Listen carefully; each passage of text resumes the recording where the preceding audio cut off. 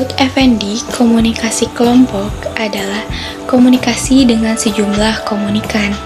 Karena jumlah komunikan menimbulkan konsekuensi, jenis ini diklarifikasikan menjadi dua, yaitu komunikasi kelompok kecil dan komunikasi kelompok besar. Dasar pengklarifikasiannya bukan pada jumlah yang dihitung secara matematis, melainkan kesempatan komunikan dalam menyampaikan tanggapannya. Karakteristik komunikasi dalam kelompok ditentukan melalui dua hal, yaitu norma dan peran. Norma adalah persetujuan atau perjanjian tentang bagaimana orang-orang dalam suatu kelompok berperilaku satu sama lainnya. Ada 3 kategori norma kelompok, yaitu norma sosial, prosedural, dan tugas. Yang kedua ada peran.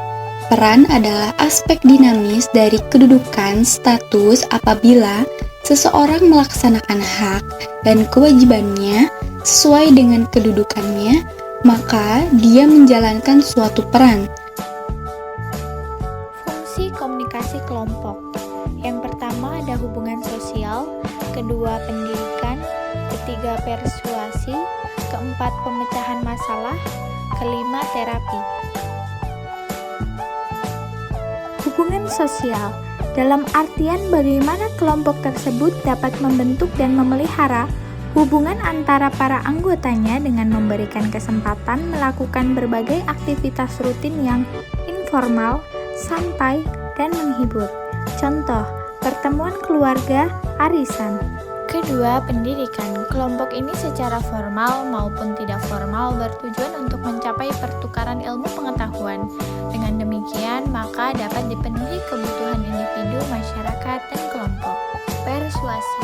Seorang anggota berusaha mempersuasikan anggota kelompok lainnya untuk melakukan atau tidak melakukan sesuatu sesuai dengan apa yang diinginkannya. Pemecahan masalah dan pembuatan keputusan. Kelompok berguna untuk mencari solusi dari permasalahan-permasalahan yang tidak dapat diselesaikan oleh anggotanya, serta mencari alternatif untuk menyelesaikan, sedangkan pembuatan keputusan bertujuan untuk memilih salah satu dari banyaknya alternatif solusi yang keluar dari proses pemecahan masalah tersebut. Terapi.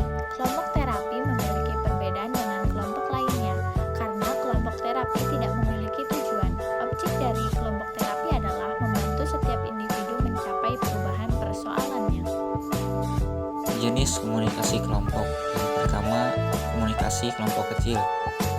Komunikasi dinilai sebagai komunikasi kelompok kecil apabila situasi kelompok tersebut dapat diubah menjadi komunikasi antar personal dengan setiap komunikan. Dalam komunikasi ini, alurnya bersifat cair dan akrab. Contohnya seperti kelas kuliah, kelompok diskusi, dan lain sebagainya. Yang kedua, komunikasi kelompok besar. Komunikasi dinilai sebagai komunikasi kelompok besar jika antara komunikator dan komunikan sukar terjadi komunikasi antar personal. Kecil kemungkinan untuk terjadi dialog seperti halnya pada komunikasi kelompok kecil. Alurnya lebih kaku dan resmi daripada kelompok kecil. Contohnya seperti partai politik, organisasi masyarakat, tablik akbar, seminar, simposium, dan lain sebagainya. Kelompok belajar. Kata belajar atau learning tidak tertuju pada pengertian pendidikan di sekolah, namun juga termasuk dalam belajar dalam kelompok, seperti kelompok sepak bola, kelompok keterampilan, termasuk juga kelompok komunitas goes belajar.